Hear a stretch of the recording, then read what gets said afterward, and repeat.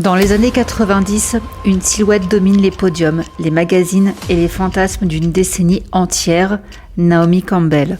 Plus qu'un mannequin, elle devient un phénomène mondial, une démarche qui coupe le souffle, un regard capable de faire taire une salle entière et une présence qu'aucune autre ne peut égaler. Naomi est la définition même du top modèle, l'icône ultime d'une époque où la mode n'était pas juste un business, c'était un royaume et elle en était la reine. Mais derrière l'or et les flashs, il y a aussi la diva. Les colères mémorables, les clashs qui font trembler la presse, les histoires qui deviennent légendes. Naomi n'a jamais cherché à être sage. Elle a préféré être inoubliable. Entre polémiques retentissantes, amitié ultra VIP, relations sous haute tension et une image publique aussi fascinante que controversée, elle incarne à elle seule le glamour et le chaos des années 90. Aujourd'hui encore, elle reste un mystère brillant, une femme qui a transformé ses excès, ses chutes et ses triomphes en une carrière impossible à reproduire. Dans cette vidéo, nous plongeons dans la vie de Naomi Campbell, l'icône, la diva, la star qui n'a jamais cessé de faire parler d'elle.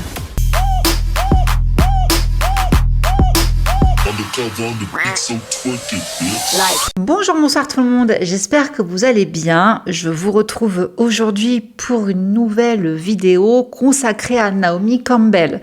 J'avais quand même dit, suite à la vidéo de Karen Mulder, que je vous ferai d'autres vidéos sur des top modèles. Bon bah voilà, je reprends avec Naomi. Je vais vous raconter son parcours, également sa mauvaise réputation, mais pas que. Préparez-vous, mettez-vous bien. Avant de démarrer, je vous prends encore 2 petites minutes pour vous parler du sponsor du jour, sponsor très fidèle de la chaîne, CyberGhost VPN. Je ne le présente plus, mais je le présente quand même. Avec plus de 30 millions d'utilisateurs et des milliers d'avis positifs, il s'agit de l'un des meilleurs VPN sur le marché. Et pour ceux qui ne sauraient toujours pas ce qu'est un VPN, il s'agit quand même d'un outil indispensable pour protéger votre vie privée en ligne. Un VPN permet de chiffrer votre connexion Internet et il empêche votre fournisseur d'accès ou d'autres regards indiscrets de suivre ce que vous fabriquez sur votre ordinateur. Il permet également de masquer votre adresse IP. Avec plus de 100 emplacements, CyberGhost vous permet aussi de contourner les blocages géographiques. Si vous souhaitez élargir jusqu'à 50% de contenu supplémentaire sur les plateformes Netflix, Amazon, Disney, entre autres, vous pouvez débloquer 40 services de streaming. Il vous suffit pour cela d'aller sur la petite fenêtre CyberGhost, vous changez tout simplement la localisation du pays, donc vous pouvez vous connecter aux États-Unis, au Japon,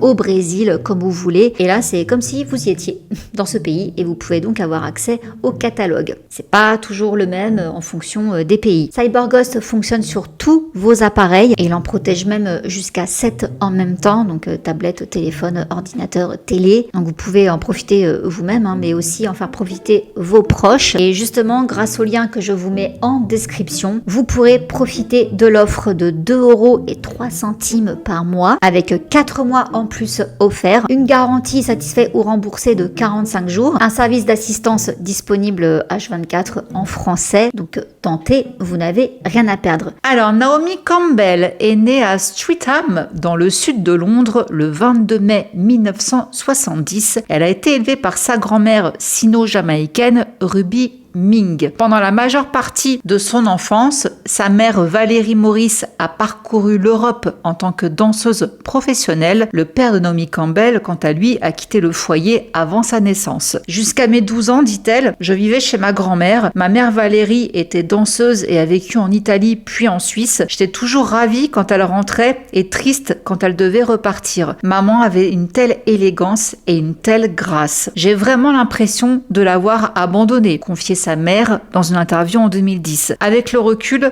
on se rend compte que les biens matériels ne sont pas la seule chose dont un enfant a besoin. Parfois, cet enfant a surtout besoin de sa mère biologique. À 3 ans, Naomi Campbell fréquentait déjà l'école de théâtre Barbara Speake. À ce propos, elle dit « J'ai eu une enfance merveilleuse, mais je me sentais toujours comme une adulte dans un corps d'enfant. À 5 ans, j'ai intégré la Barbara Speake Stage School à Acton, dans l'ouest de Londres, ce qui impliquait de prendre le bus et 2 trains chaque matin depuis chez moi à Stockwell, dans le sud de Londres. À 13 ans, je suis entrée à l'école Italia Conti, mais même avant cela, j'avais déjà commencé à tourner dans de nombreux clips vidéo. Alors en effet, à 7 ans, elle apparaissait dans le clip Is This Love de Bob Marley. Ma famille adorait le reggae, je n'avais que 7 ans et j'ignorais tout de ce qui m'attendait. Je ne me doutais pas que Bob Marley se tiendrait à mes côtés, me bordant sous une couverture. C'était un homme d'une grande beauté, avec des traits magnifiques. Il était aussi très doux et parlait à voix basse, avec un fort accent jamaïcain, celui que je connaissais déjà de chez moi. En 83, elle dansait dans le clip de Culture Club pour I'll Tumble For Ya. À 13 ou 14 ans, je savais déjà ce que je voulais porter. J'étais gothique, je suppose. J'adorais les longues robes et vestes noires et je portais des Doc Martens à l'école. Je me souviens du jour où on m'a repéré dans la rue. C'était un après-midi d'avril, doux et chaud, et je traînais avec mes amis après les cours. Nous portions tous les 3 nos uniformes Italia Conti, un kilt pied de poule bleu clair, un pull collevé bleu foncé, une chemise, un blazer et une cravate. Nous étions censés porter des canotiers en paille, nous aussi, mais nous ne l'avons jamais fait. Soudain, une femme m'a abordé et m'a demandé si j'avais déjà pensé à faire du mannequinat. C'était Beth Bolt, directrice de l'agence Synchro. Ma première réaction a été la surprise et l'excitation. Mais quand j'en ai parlé à ma mère, elle n'était pas du tout emballée par l'idée. On avait tout entendu des histoires horribles de filles approchées qui payaient des sommes astronomiques pour des photos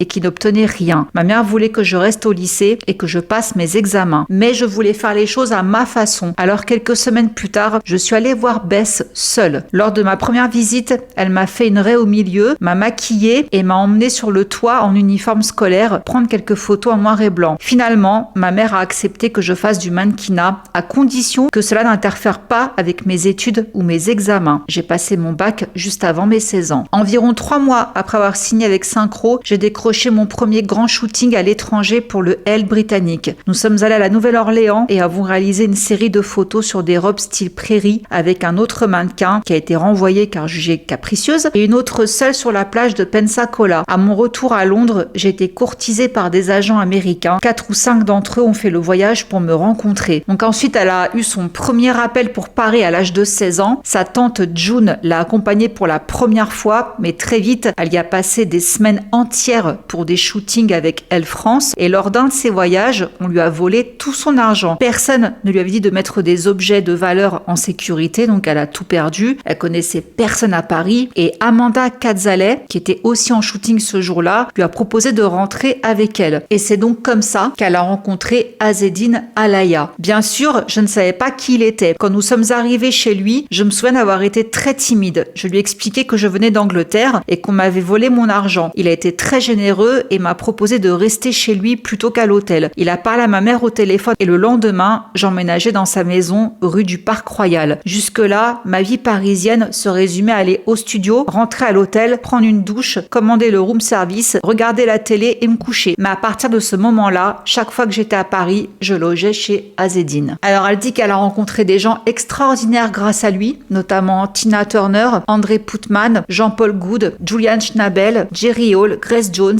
Azzedine a toujours su créer un véritable cocon familial autour de lui. N'ayant pas eu de figure paternelle moi-même, je crois que je recherchais ces qualités paternelles chez les hommes que je respecte et admire, comme Chris Blackwell d'Island Records et Quincy Jones. Les enfants de Quincy m'appellent sa 7e fille et me traitent comme une sœur. Il en va de même pour Azzedine, que j'appelle papa, et il m'appelle ma fille. Alors suite à ça, elle rencontre Christy Turlington pour la première fois à Londres en 86 lors d'un shooting pour le catalogue Warehouse. Christy avait fait le voyage depuis New York et Naomi venait de la voir justement en couverture de Vogue britannique et elle venait à peine de se rencontrer quand Christy lui a proposé d'être sa colocataire et de passer du temps avec elle quand elle viendrait à New York. Donc dès décembre, elles habitaient ensemble. C'est tout à fait Christy, dit Naomi. Elle partage son bonheur avec tout le monde. Quelques mois plus tard, j'ai rencontré Linda Evangelista à un défilé à Paris. Je me souviens l'avoir vue de l'autre côté de la salle, ses longs cheveux encadrant vraiment ses yeux incroyablement beaux. En tant qu'amie, elle a toujours été la plus maternelle d'entre nous. J'ai eu la chance que Linda et Christy me soutiennent. Elles ont dit à certains créateurs que s'ils voulaient les avoir dans leur défilé, ils devaient aussi me prendre. Un tel soutien était inouï. On était vraiment amis et on nous appelait la Trinité. Alors effectivement, il y a une photo d'elles trois allongées dans une baignoire qui résume parfaitement cet esprit. Elle a été prise par Roxane Lowitt après un défilé Versace. Elles sont dans la suite de Donatella au Ritz et elles comptaient sortir. Donc elles ont commencé à plaisanter dans la baignoire et là, Roxane a immortalisé ce moment. C'était même pas un shooting photo prévu, quoi. C'est ça le truc de ouf. Et cette photo est magnifique. Alors, il faut savoir quand même 2-3 petites choses pour comprendre le contexte dans le mannequinat. Le terme top model, il a été inventé en 79. Mais ce n'est qu'au début des années 90 qu'il a connu un essor considérable. À cette époque, Naomi faisait partie d'une nouvelle génération de mannequins d'une beauté et d'un glamour à couper le souffle, qui défilaient sur les podiums et faisaient la couverture des magazines du monde entier. Claudia Schiffer et Cindy Crawford étaient constamment courtisées, mais c'est Naomi, Christy et Linda, donc la Trinité, qui ont renversé tout le game, quoi, si je puis m'exprimer ainsi. Aucune photo ne capture mieux cette époque que celle où les trois mannequins, justement, sont hilars, champagne à la main, dans la fameuse baignoire du Ritz. Ce trio, alors très demandé, régnera pendant près d'une décennie, chaque geste étant encensé. Lorsque Naomi chute lors d'un défilé pour Vivienne Westwood en 93, souriant timidement après avoir été déséquilibrée par des plateformes vertigineuses, elle est célébrée alors que la plupart des mannequins auraient été réprimandés. Naomi raconte: à mes débuts, on me refusait certains contrats à cause de ma couleur de peau. Je ne me suis pas laissée abattre. En passant les auditions et en me produisant sur scène dès mon plus jeune âge, j'ai compris ce que signifiait être noire. Il fallait redoubler d'efforts, il fallait être 2 fois meilleur. Et elle a tout explosé. Déjà, quand on la voyait marcher, quand on la voyait défiler, déjà là, elle impressionnait. Elle dégageait une aura de « blaguez pas avec moi ». Donc, elle a fait sauter toutes les barrières. En 87, elle a fait sa première couverture de Vogue britannique. Pendant le shooting, on ne savait jamais si la photo serait retenue. On appelait ça un essai, ce qui signifiait qu'on faisait de son mieux pour obtenir une belle photo. Le photographe était Patrick de Marchelier. C'était un gentleman. Il l'a toujours été. Et le thème était l'or et je portais du Chanel. Je me souviens d'être allée dans les bureaux de Vogue après le shooting et d'avoir appris que j'étais en couverture du numéro de décembre. J'ai regardé toutes ces magnifiques couvertures avec des filles comme Christy et Yasmine et je me suis dit waouh, j'en ai une aussi. C'était une première. L'année suivante, elle a fait la couverture de Vogue Italie en juin, photographiée par Steven Klein. Il était très cool et professionnel, dit-elle, mais la séance photo a été difficile car la maquilleuse n'avait pas apporté le fond de teint adapté à ma carnation. Je ne sais pas quel genre de fille il attendait, mais je n'étais pas entièrement satisfaite du résultat final car je trouvais qu'il ne reflétait pas ma carnation naturelle. Par la suite, j'ai toujours apporté mon propre fond de teint et ma propre poudre. 3 mois plus tard, j'ai fait la couverture de Vogue France, ce qui était encore plus important. J'avais déjà posé pour de nombreux magazines et on m'avait dit qu'une couverture était impossible. Je ne savais pas qu'il n'y avait jamais eu de mannequin noir en couverture, mais quand le numéro d'août 88 est sorti, ce fut un véritable choc. Enfin, un mannequin noir en couverture de Vogue France. J'étais contente de ne l'avoir appris qu'après coup,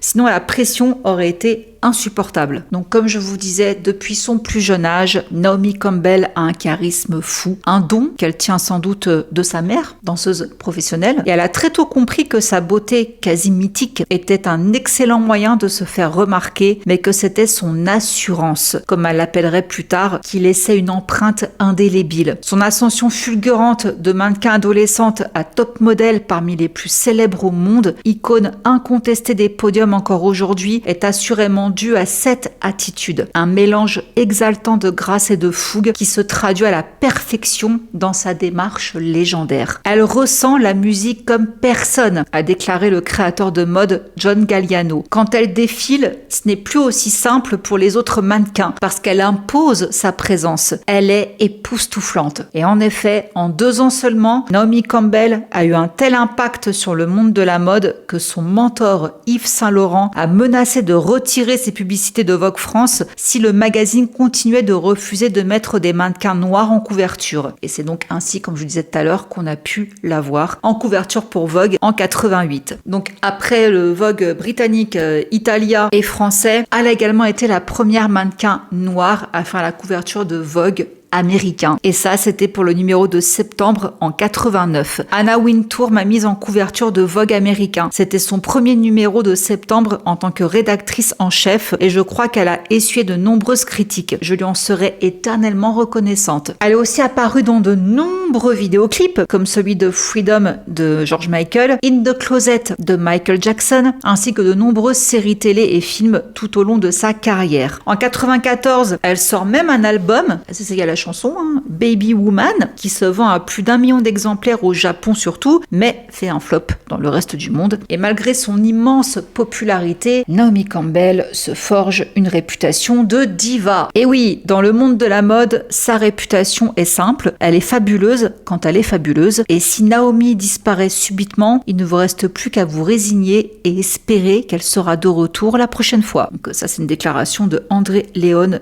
Talley, ancien rédacteur en chef de Vogue US. Et sinon, côté cœur, alors dans les années 90, Naomi a été liée à Robert De Niro. Elle a confirmé leur relation qu'une décennie plus tard. En 93, elle a commencé à fréquenter le bassiste de U2, Adam Clayton. Après leur rencontre en février de cette année-là, il avait déclaré dans une interview que son seul désir était une relation avec Naomi et le couple s'est séparé l'année suivante. En 95, elle aurait eu une brève liaison avec Leonardo DiCaprio. Ils sont restés proches depuis. Bon, petite parenthèse, en 97, Naomi est devenue la première femme noire à ouvrir un défilé Prada. Et justement, cette année-là, bien que ça, c'était très bien, ça a été quand même la pire année de sa vie. Elle a perdu beaucoup d'amis proches. Déjà, Ennis, qui a été assassiné, son ami John le Grec Chapolis, qui est également décédé, et Michael Hutchence, j'espère que je prononce bien. C'était une si belle âme. Je n'ai pas vraiment eu le temps de faire mon deuil, car soudain, un autre ami disparaissait. Et oui, il y a eu la mort de Gianni Versace, qui l'a profondément affectée. Elle dit « Je sortais faire la fête pour essayer d'anesthésier ma douleur, mais cela ne faisait qu'empirer les choses. J'ai vu Gianni pour la dernière fois lors d'un dîner au Ritz à Paris, après son dernier défilé pour l'atelier Versace. Nous parlions de Mike Tyson, qui avait arraché l'oreille d'Evander Holyfield sur le ring quelques jours auparavant. Gianni a dit qu'il comprenait pourquoi, ce que j'ai trouvé hilarant. Gianni aimait bien Mike Tyson. Il aimait les outsiders. Quand j'ai appris qu'il avait été abattu, j'ai été submergée par le chagrin et les semaines suivantes, je suis tombée en dépression. Ces obsèques ont eu lieu à la cathédrale de Milan. La princesse Diana était parmi les invités. Je l'avais déjà rencontrée. Je lui avais même rendu visite au palais de Kensington. Et Diana m'a toujours paru très charmante et simple. Après la cérémonie, nous sommes retournés chez Gianni et elle a été d'un réconfort incroyable. Elle m'a dit « Gianni vous aimait beaucoup. N'oubliez jamais cela. C'était la dernière fois que je la voyais. 2 semaines plus tard, elle aussi elle mourait. Aujourd'hui encore, chaque fois que je suis à Paris, je demande à mon chauffeur de ne pas emprunter le tunnel où elle est décédée. »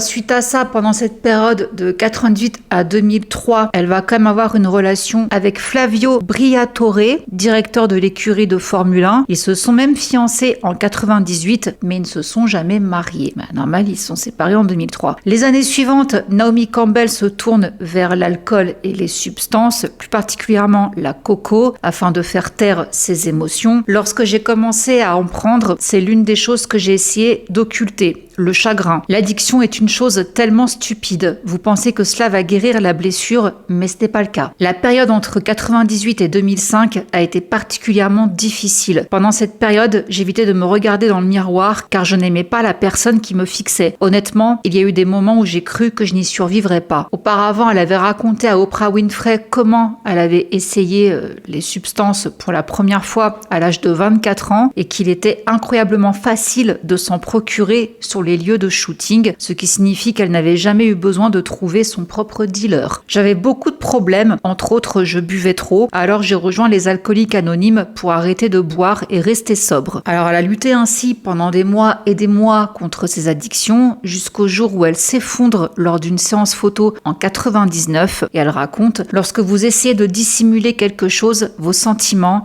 l'abandon, vous essayez de couvrir cela avec quelque chose, jusqu'au jour où vous ne pouvez plus le couvrir. mourir. J'étais en train de me tuer. C'était très douloureux. Après cet incident, Naomi Campbell s'efforce de se reprendre en main en se rendant donc notamment en cure de désintoxication. J'ai toujours assumé mes erreurs et j'ai choisi d'aller en cure et c'était la meilleure et la seule chose que je pouvais faire pour moi à ce moment-là. Donc elle a été au AA, Alcoolique Anonyme, également au NA, Narcotique Anonyme, dans le but de rester sobre. Et dans tout ça, comme je vous disais tout à l'heure, un comportement de diva, mais pas que, malgré son apparence angélique, elle a un tempérament assez violent. Elle a été accusée d'actes de violence à 11 reprises et reconnue coupable d'agression à 4 reprises entre 1998 et 2009. Elle a notamment été accusée d'avoir agressé son assistante Georgina Galanis lors d'un accès de rage pendant le tournage du film Prisoner of Love à Toronto en 1998. Et tout au long du procès, l'avocat de Naomi a plaidé qu'elle était une personne de bonnes actions et qu'elle devait être acquittée sans condamnation. Donc initialement accusée de voies de fait ayant entraîné des lésions corporelles, Naomi a finalement plaidé coupable en 2000 après plusieurs reports de procédure. Madame Galanis, alors âgée de 38 ans, a déclaré que Naomi l'avait saisie à la gorge et l'avait frappée à la tête avec son téléphone. Selon le procureur Monsieur Berry, Naomi Campbell était frustrée par un retard à la douane dans un aéroport canadien. L'assistante a également affirmé que Naomi l'avait menacée de la jeter d'une voiture en marche à Toronto 2 ans auparavant. Le juge canadien a prononcé un non-lieu pour Naomi, évitant ainsi son inscription au casier judiciaire. Il a estimé que Naomi avait compris la leçon et manifesté des remords. À l'époque, Naomi avait annoncé qu'elle mettait fin à sa carrière de mannequin, expliquant que le métier lui causait un stress important. Toutefois, une autre assistante de Naomi, Vanessa Frisbee, a porté plainte en 2000, l'accusant d'agression. Elle a déclaré avoir été agressée lors d'une dispute. Naomi a nié les faits et a porté plainte contre elle pour rupture de contrat. La plainte de Madame Frisbee a été rejetée par un tribunal britannique. Je poursuis dans la session tribunal, etc. En 2002, Naomi a gagné son procès contre le groupe de presse Mirror Group après la publication d'une photo d'elle sortant d'une réunion des narcotiques anonymes, arguant d'une atteinte à sa vie privée. Ces images ont révélé au public pour la première fois ses problèmes de dépendance. Naomi a expliqué avoir porté l'affaire devant les tribunaux car elle souhaitait se sentir en sécurité pour obtenir de l'aide dans son propre pays. Cette affaire a entraîné une modification de la loi. Il est désormais illégal de photographier quiconque quittant un établissement de santé. En septembre 2004, une autre assistante personnelle, c'est reparti, Simone Craig, porte plainte contre Naomi pour l'avoir prétendument séquestrée dans un hôtel de Los Angeles et lui avoir jeté un téléphone au visage. Toujours les téléphones. L'avocat de Naomi Campbell a déclaré que le mannequin niait catégoriquement ces allégations. L'affaire a ensuite été classée sans suite par le tribunal fédéral américain et en 2006, Naomi Campbell compare à nouveau pour avoir jeté encore un téléphone, un BlackBerry, à la tête de sa femme de ménage, Anna Scolavino. Cette dernière a eu besoin de 4 points de suture et Naomi a été inculpée de voies de fait. En juin 2006, encore quelqu'un d'autre, Gabby Gibson, déclare que Naomi s'était disputée avec elle, l'accusant d'avoir volé un jean. Elle l'avait frappée, insultée et menacée de la faire arrêter. En juillet 2006, donc la même année, Amanda Brack, une autre ancienne employée, porte plainte contre Naomi pour violence verbale et physique, séquestration et préjudice moral, affirmant que les abus avaient eu lieu sur 3 continents différents. Elle a notamment déclaré que Naomi avait jeté son passeport dans une piscine au Maroc. La même année, sa femme de ménage Millicent Burton l'a également accusée de l'avoir frappée et griffée dans son appartement de Park Avenue. 2 ans plus tard, Naomi a été condamnée à 2 ans de travaux d'intérêt général pour l'avoir frappée à la tête avec une coque de téléphone incrustée de cristaux. Donc oui, elle n'avait pas trouvé le jean précis pour Naomi malgré sa demande et donc la femme de ménage a dû se faire poser des points de suture. Au tribunal, Naomi a déclaré: le matin du 30 mars 2006, j'ai jeté mon téléphone portable dans l'appartement. Il a heurté Anna. C'était un accident. Je ne voulais pas la blesser. En 2007, donc Naomi effectue des travaux d'intérêt général pour son agression sur cette Anna et elle doit suivre des cours de gestion de la colère. Et pour effectuer ces 5 jours de travaux d'intérêt général, Naomi a fait un défilé en fait. Elle s'est présentée vêtue de haute couture, notamment d'un manteau de fourrure Giuliana Tesso, et a posé pour la presse devant le service de la voirie. Dans un journal intime qu'elle a tenu pour le magazine W, elle a partagé ses réflexions sur ses tenues élégantes et ses déjeuners extravagants commandés dans des restaurants new-yorkais branchés, pendant qu'elle faisait les travaux d'intérêt général. Au 3e jour, Naomi a confié « C'est fou, je reçois des tas d'appels de créateurs et de stylistes qui me demandent de porter leurs vêtements. Apparemment, les internautes notent mes tenues. » Donc son restaurant préféré lui aussi voulait lui offrir le déjeuner. Donc au terme de ces 5 jours, Naomi raconte s'être détendue dans la Bentley d'une amie avant de s'envoler pour l'étranger afin d'assister à un match de tennis opposant Vénus et Serena. Elle conclut que sa dette envers la société est acquittée et que la leçon est retenue. « Je me couche tard mais je me lève tôt, pensant à mes collègues qui poursuivent leur engagement. La vie continue et j'ai appris de mes erreurs », confiait-elle en juin 2007. Alors, ce ne sont pas seulement les employés de Naomi Campbell qui ont souffert de ses agissements, même son conseiller en toxicomanie aurait été agressé par Naomi en 2006. Elle a donc été arrêtée par la police londonienne, soupçonnée de coups et blessures volontaires, après s'être présentée au commissariat les joues rouges et visiblement bouleversée. Son attaché de presse a de nouveau affirmé « Nous pensons qu'il s'agit d'un malentendu ». On ignore si la victime présumée a porté plainte, par contre à ce moment-là. Mais en 2008, Naomi fait de nouveau la une des journaux pour avoir agressé 2 policiers après avoir été expulsée d'un vol British Airways. Alors, qu'est-ce qui s'est passé? Elle s'est disputée avec le personnel de bord, insultant le pilote après avoir appris que l'un de ses bagages n'avait pas été chargé. Le pilote avait pris la décision inhabituelle d'aller personnellement présenter ses excuses à Naomi Campbell, passagère de première classe, pour la confusion concernant les bagages, mais Naomi se serait alors lancée dans une tirade injurieuse contre le commandant de bord, lui lançant « Vous ne partirez pas tant que vous n'aurez pas retrouvé mes foutus bagages ». Le personnel a alors décidé de la débarquer.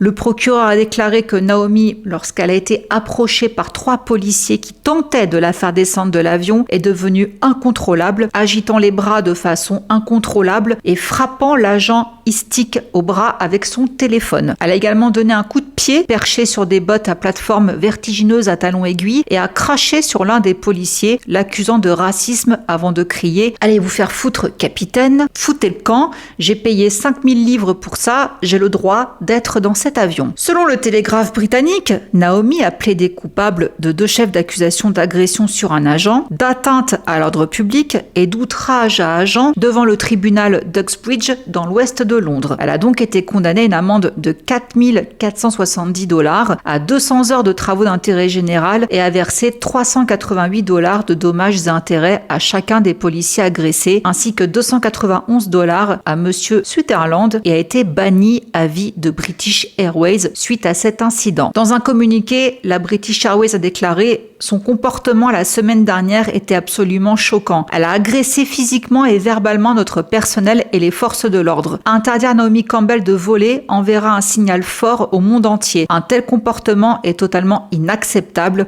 5 ans plus tard, sachez qu'elle était autorisée à nouveau à bord des vols British Airways. Mais son téléphone n'est pas le seul objet qui aurait servi à intimider les gens. Une assistante raconte comment Naomi s'est emportée, la traitant de Mike Tyson après leur arrivée à un événement vêtu de la même robe. Et en 2010, elle a agressé son chauffeur à New York en le giflant si violemment qu'il a été contraint de s'arrêter et d'appeler la police, mais Naomi a pris la fuite. Bien qu'il n'ait pas porté plainte, la police a indiqué qu'il présentait de nombreuses contusions. Les anciens employés de Naomi ont très peu de choses positives à dire à son sujet. Une ancienne femme de ménage affirme même que Naomi était une personne extrêmement violente et intolérante. C'est pas mal quand même. Dernière petite affaire un peu chelou, de façon très étrange, Naomi s'est retrouvée mêlée à un moment donné à un procès pour crime de guerre après avoir reçu en cadeau des diamants de sang, des pierres précieuses extraites dans une zone de guerre et utilisées pour financer l'insurrection de la part d'un dictateur africain. En 97, Naomi assistait à un dîner offert par Nelson Mandela où elle fit la connaissance de Charles Taylor, un homme politique libérien. Bien que leur rencontre ait lieu lors du dîner, le cadeau de diamants de sang qu'il lui offrit ne lui parvint que le soir même, alors qu'elle était couchée lorsque 2 hommes frappèrent à sa porte. Elle déclare devant un tribunal militaire en 2007, donc 10 ans plus tard, « J'ai aperçu quelques pierres, de toutes petites pierres qui semblaient sales. Il n'y avait aucune explication, aucun mot. » Alors, ce Taylor fut accusé d'avoir utilisé ses diamants pour financer la guerre civile en Sierra Leone, et Naomi a déclaré au tribunal qu'elle ignorait tout de l'identité de Taylor, et même que le Liberia existait. Voilà. Interrogée plus en détail sur le fait qu'elle n'ait pas été surprise par le cadeau, elle a répondu « Je reçois des cadeaux tout le temps, parfois en pleine nuit, sans savoir de qui ils viennent. C'est tout à fait normal pour moi. » Ça m'étonne même pas qu'elle ait sorti un truc pareil. Naomi a également affirmé qu'elle n'avait pas réalisé la valeur des diamants avant d'en parler avec son agent le lendemain matin au petit déjeuner. Elle a prétendu avoir fait don des diamants à Jeremy Radcliffe, directeur du Fonds pour l'enfance Nelson Mandela. L'association a réfuté ces allégations toutefois et Naomi avait initialement refusé de témoigner, mais n'a eu d'autre choix après avoir reçu une citation à comparaître. Avant son témoignage, elle avait nié avoir reçu les pierres précieuses avant d'admettre publiquement les faits. Elle a déclaré « J'ai lu sur internet que cette personne avait tué des milliers de gens. Je ne voulais absolument pas mettre ma famille en danger. Je n'avais pas vraiment envie d'être ici. Je veux en finir et reprendre le cours de ma vie. C'est un véritable inconvénient pour moi. » Bon, Naomi n'a finalement jamais été inculpée pour recel de diamants car il a été jugé qu'elle n'avait aucune intention criminelle. On revient à ses problèmes d'addiction. Sa guérison n'a pas été immédiate, comme je vous disais tout à l'heure. Elle a essayé pas mal de cures. Elle sort finalement du cercle vicieux de la dépendance en 2005. Elle dit « Il m'a fallu de nombreuses années pour travailler dessus et y faire face. Cela revient encore parfois, mais j'ai maintenant les outils nécessaires pour y faire face. » Elle explique également que son combat contre la toxicomanie et l'alcoolisme l'a aidé à se tourner vers d'autres personnes confrontées à des problèmes similaires. « Si j'ai dans ma vie des personnes que j'aime et que je vois qu'elles ont besoin d'aide, je vais bien sûr leur offrir mon aide. Je suis là, je suis très loyale envers les gens que j'aime. » Bon, officiellement, elle aurait arrêté de boire en 2012 et elle affirme que ça ne lui manque pas. Elle dit non, l'alcool ne me manque pas. Pas du tout, je me sens mieux sans. Mais il arrive que des gens essaient d'utiliser votre passé pour vous faire chanter, pour leur propre profit. Je ne tolérerai pas ça. Vous me voyez comme cette fille élégante et gracieuse sur les podiums et blablabla, mais si je m'amuse, je veux que tout le monde s'amuse. Je suis heureuse parce que je suis fidèle à mes principes, c'est tout. Je suis honnête avec moi-même, comme je l'ai dit, je suis loyale. Si vous me faites du mal, c'est fini. Mais le fait d'être une garce, si c'est comme ça que les gens veulent me voir, m'a protégée à bien des égards. Je n'ai jamais eu ce genre de problème, comme ces histoires de jeunes filles et de garçons à qui on propose des substances. Vous savez, je n'ai jamais connu le côté glauque que les gens imaginent dans le mannequinat. Je n'ai jamais eu ce problème parce que j'aurais sans doute adopté une attitude du genre « ne vous approchez pas de moi ». Voilà, ça c'est dit. Donc en 2010, après une décennie difficile, Naomi avoue qu'elle suit une thérapie pour ses problèmes d'abandon liés à son enfance qui avait déclenché sa dépendance antérieure à la coco. Entre-temps, puisque je vais pas tout vous mélanger, sinon après on s'y perd, donc voilà pour les addictions, mais entre-temps dans tout ça, il y a eu quand même un drama avec Tyra Banks. Je fais une parenthèse, on est en 2005, il y a une interview qui a beaucoup fait parler, celle de Tyra Banks dans son talk show, et elle s'adresse donc à Naomi Campbell. Et ça va un peu régler ses comptes dans ce talk show, mais déjà pour savoir pourquoi on en est arrivé à là en 2005, un petit peu de contexte. Naomi Campbell et Tyra Banks ont toutes deux accédé à la notoriété dans le monde de la mode à une époque où les mannequins noirs étaient rares sur les podiums et quasiment absents des couvertures de magazines. Chacune d'elles a ouvert la voie aux femmes de couleur du monde entier. Tyra est devenue la première femme noire à faire la couverture du numéro spécial maillot de bain de sport Illustrated en 96 et la même année, la première afro-américaine à faire la couverture de GQ. Donc elles ont des parcours professionnels assez similaires. Au début des années 90, les relations entre Naomi et Tyra étaient tendues. C'est dommage. Née en Californie, Tyra a déclaré que la top modèle britannique Naomi l'avait mise mal à l'aise à ses débuts dans le monde de la mode. Je la cite. « Malgré tous les défilés que je faisais, personne ne savait que je rentrais souvent en pleurs le soir car la femme que j'admirais ne voulait pas de moi et faisait tout pour me faire partir. » Et même une petite battle de clips parce que Naomi Campbell a donc apparu dans le clip de Michael Jackson In the Closet, mais on peut aussi retrouver Tyra Banks Banks dans le clip de Michael Jackson, Black or White. C'est très rapide, c'est pas la star du clip comme Naomi Campbell dans In the Closet. Oui, mais quand même, similitude, et pas que. Les deux mannequins se sont fait connaître pour leur démarche unique sur les podiums. Les pas sensuels de Naomi sont légendaires, tandis que Tyra est devenue célèbre pour son déhanchement sexy. La démarche de Naomi est si célèbre qu'elle aurait inspiré l'entrée de Beyoncé dans son clip Crazy in Love, parenthèse, et Tyra est devenue la première femme noire à faire la couverture d'un catalogue Victoria's Secret.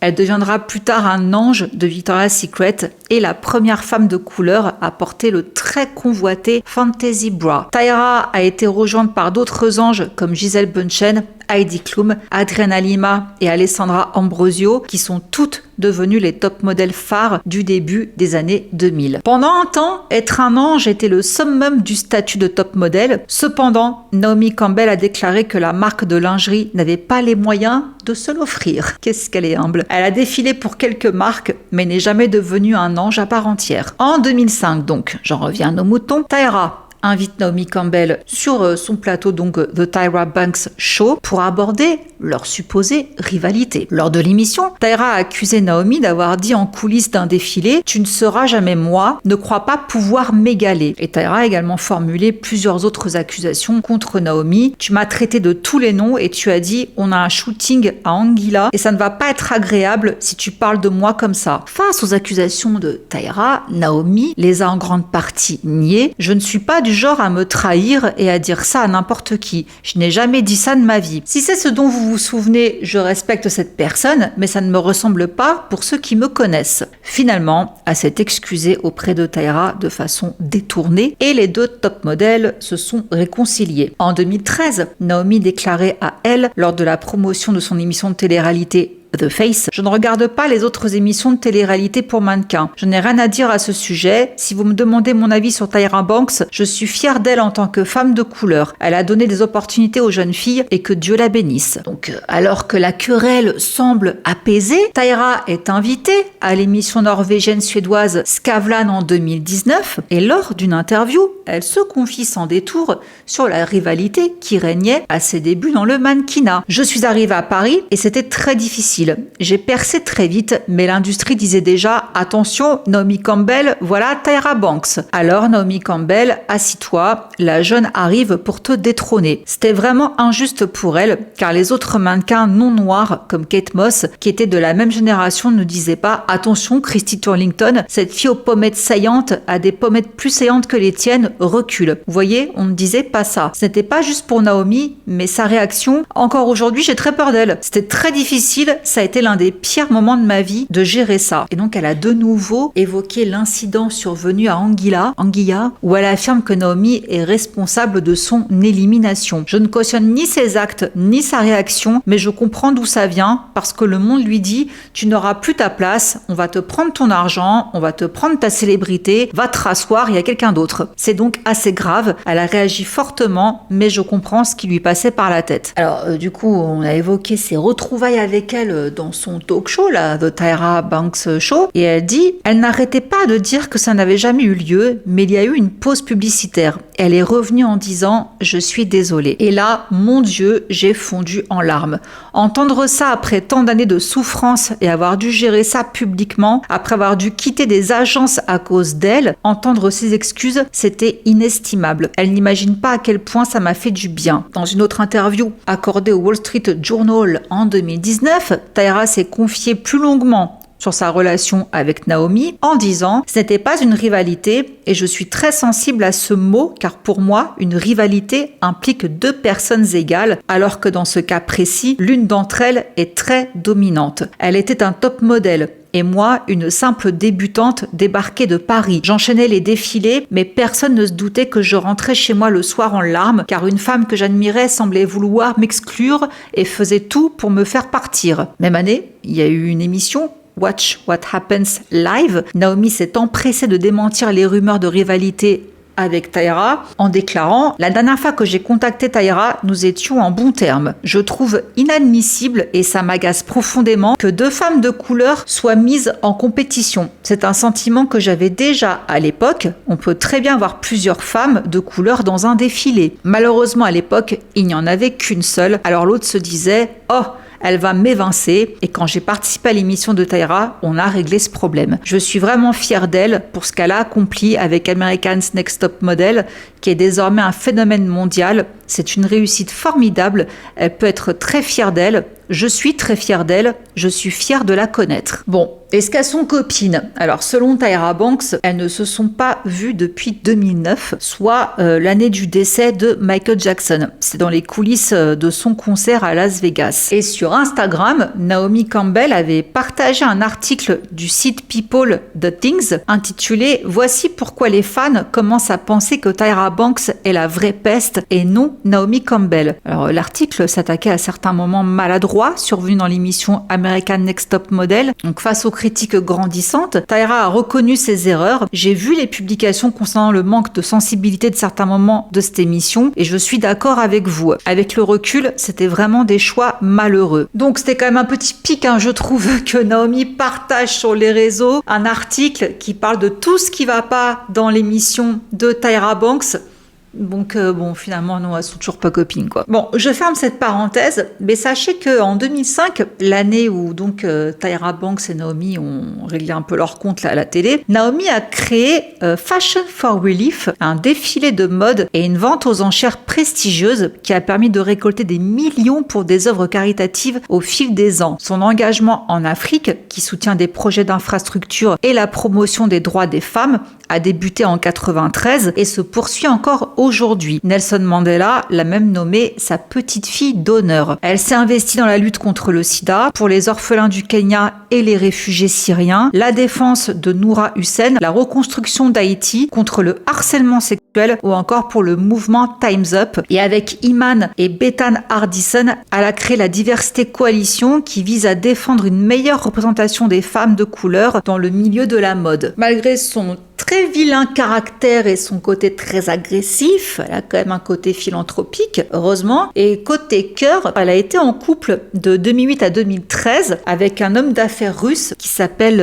Vladislav Doronin. Ils ont même été fiancés en 2011, mais bon, ça n'a pas duré. Ensuite, elle s'est inscrite comme mentor pour de jeunes mannequins dans l'émission The Face, sa première expérience en télé-réalité. Comme prévu, son franc-parler a fait des étincelles à l'écran, mais beaucoup ont découvert une facette plus douce de celle qui se qualifiait elle-même de garce des années 90. Et fait révélateur, de jeunes mannequins comme Adut Akesh et Anok Ye, désolé pour la prononciation si je me plante complètement, la cite désormais régulièrement comme mentor et modèle protecteur. Qui l'eût cru? C'est comme une seconde mère, déclare Akesh. 2017, Naomi Campbell, séparée donc de son russe, fréquente Louis Camilleri, magnat égyptien du tabac. Le couple entretient une relation secrète alors qu'il était directeur de Ferrari et président de Philip Morris International. Et en 2018, c'est déjà fini, elle est en couple, là ça m'a choqué, avec Liam Payne. Bon les fans de One Direction, vous me direz si c'est vrai ou pas. Et 2019,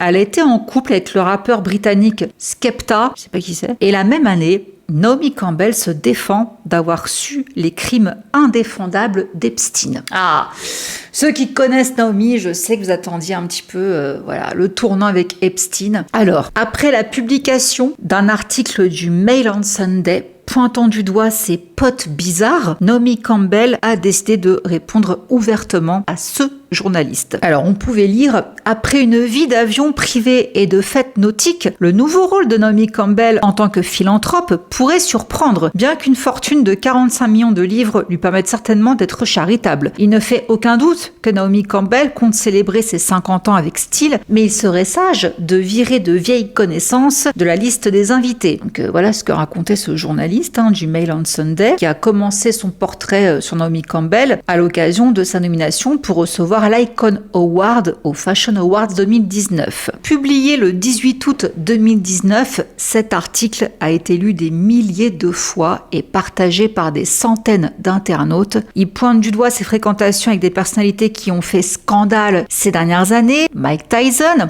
condamné pour VIOL sur une ancienne reine de beauté, Charles Taylor, condamné pour crime de guerre, Harvey Weinstein, accusé de nombreuses agressions S, et dans ces lignes, le journaliste sous-entend également que Naomi aurait été au courant du réseau d'exploitation de jeunes filles mineures de Jeffrey Epstein. Un point qui n'est pas passé pour Naomi Campbell, qui a décidé de répondre ouvertement via une vidéo publiée sur sa chaîne YouTube. J'ai été choquée. Commence-t-elle ? J'ai toujours dit que je n'étais pas une sainte, que je continue à apprendre, mais je refuse d'être retenue en otage par mon passé. Appelons un chat, c'est de la diffamation. Je ne vais pas rester sans rien dire et laisser faire. Alors, lorsque la journaliste qui mène l'entretien pose la question de savoir si elle était au courant des affaires d'Epstein, Naomi assure un non ferme. Toutefois, elle avoue qu'elle savait qui il était, sans pour autant savoir les détails de sa vie. Ce qu'il a fait est indéfendable. Quand j'en ai entendu parler, ça m'a rendu malade. J'ai eu ma part de prédateurs S et Dieu merci, j'ai eu des gens bien autour de moi pour m'en protéger. Donc pour conclure cette mise au point, Naomi Campbell déplore: